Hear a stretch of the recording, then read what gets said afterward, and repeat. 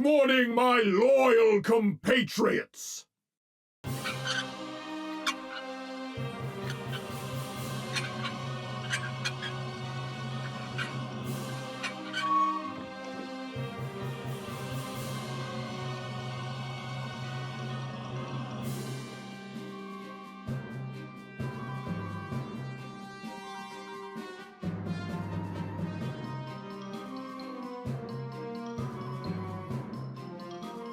Yeah, you're the greatest, Lord Bedlam! Man, I'm really gonna need to get back into a gameplay-focused game pretty soon, aren't I? Because now I've just completely ditched the illusion of gameplay altogether and am doing a visual novel. One with voice acting, no less. So hey, at least it makes my transition segments more interesting. But yes, we're taking a look at a goofy little visual novel that I've had in my backlog for a good while now. I wasn't entirely sure what to expect with this, but it's been surprisingly entertaining so far. We're moving into one of my favorite niche genre settings for a video game there is out there, the generic superhero setting. However, this time we're looking at things from a rather unique perspective, that of the unassuming supervillain grunt and their boring day-to-day supervillain life. Kinda like Office Space, but with more spandex. This is Henchman's story. How's the door doing, Dave? All's quiet so far, luckily. You're 1 minute and 35 seconds late, you know. If you were 8 minutes and 26 seconds later, I'd have to mark it down. Noted. I'll remember to teleport next time. You can teleport? Yep, but only once a week, and only if I have a breakfast burrito with mango habanero sauce in the morning. Think you could hook me up? You know, for the team. Well, gosh, Stan, that's outside of our team's budget. But if it will keep you on schedule, then by golly, I'll see what I can do. Given the nature of Henchman's story's setting, one might expect it to lean pretty hard into the comic book art style, with lots of panels and big impact words to give more oomph to things, but honestly, it doesn't really do that much. Don't get me wrong, it's comic booky, absolutely, but it mixes in a more generic cartoony look, possibly so things aren't too exaggerated by visual novel standards. It almost looks like the art of something you could see on Cartoon Network back in the day. It's got some good looking art, but nothing exceptional. Same with the sound design and voice direction. The music and occasional sound effect is fitting for the game, nothing feels like it was poorly made or out of place, but nothing memorable to me. I do appreciate the voice acting. Some voice actors are hamming it up more than others, which is more than fine given the very tongue-in-cheek attitude of the game, and it does make the characters much more interesting to watch and listen to. And everyone's definitely having a good time, and the fact that almost the entire game seems to be voice acted is something I approve of greatly. And on that note, what story is this all servicing? Let's see. I do know a few magic tricks. Some are even good. Have you got any cards? No? That's okay. I can work with change too. Just no dimes.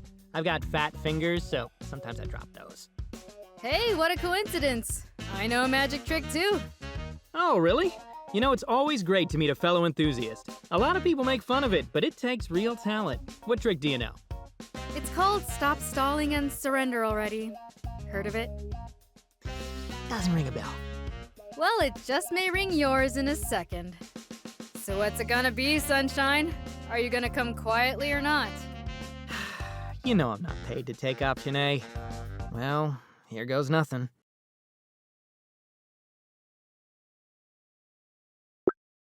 Bet you won't see this coming!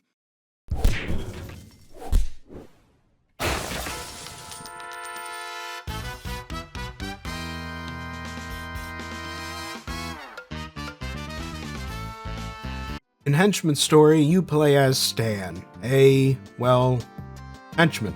Specifically, Stan is a henchman to a supervillain known as Lord Bedlam, and those are some massive quotation marks around the term supervillain. Lord Bedlam has his secret lair and small cohort of henchmen and all that, but the biggest operations he usually gets up to is stealing food from a pet supply store and stuff like that. In reality, despite all of his theatrics, Lord Bedlam's activity doesn't even register on the radar of even the most ground-level superheroes. The only reason they intervene is because they just happen to pass by. Things change, however, when a villain named Madame Scorpion and her group join forces with Lord Bedlam to promote the Henchman equivalent to Uber, a gig service allowing villains to hire armies of temporary henchmen for whatever evil plans they have in mind. And Madame Scorpion has Stan in mind for being poached and turned into a success story for her service. So now Stan is stuck between his loyalties to what he's used to with Lord Bedlam,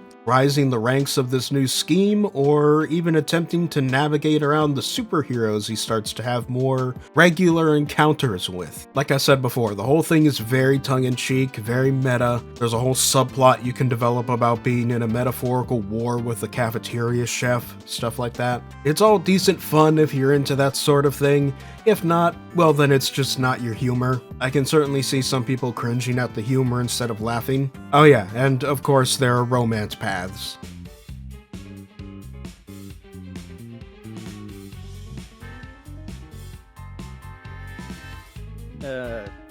Hey.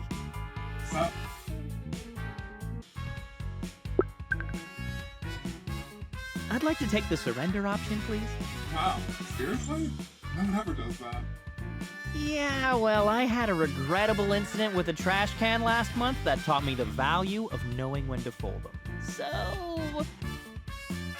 I don't really have anything to say here. You read and listen through the dialogue and click on the occasional dialogue option to go down certain paths, including potentially romancing certain characters if you do things right. But that's literally it. There's nothing else to the gameplay. Zip. Yeah, surprised, right? I can tell. I am feeling several emotions. One is definitely surprise. And then what else, eh? Gratitude, maybe? That and just, joy. Boundless, unparalleled joy. Because after eating your bologna casserole, I just thought, gosh, I could eat this for the rest of my life. Funny you should say that. Have a swell day. Hope it's full of surprises. And those are my thoughts on Henchman's story. Not exactly a deep and thoughtful game. You get a good idea of what it's about within the first 10 minutes. Going any further is just you figuring out how much of this you truly enjoy. I think from what you've seen here, you can figure out pretty easily if this is your thing or not. Not terrible, just a little selective. This has been TheRatMan, and I will see you all later.